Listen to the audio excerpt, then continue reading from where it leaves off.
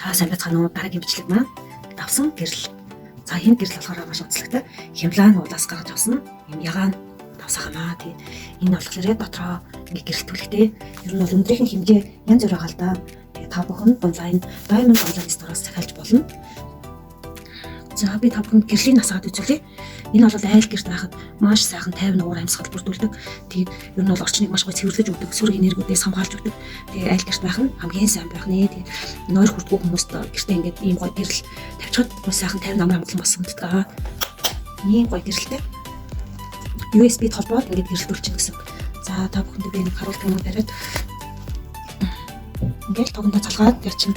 Тэгээд давс болохоор угаасаа хүний амьдралд ер нь гэр орны маш гоё цэвэрлэдэг шүү дээ. Тийм болохоор маш гоё гэрэлтдэг, удирч харангуур ингээд гэрэлтдэг. Гэхдээ олон янзын нөхдөд бас байдаг юм аа. Тэгээд та бүхэн онлайнаар захиалга өгч болно.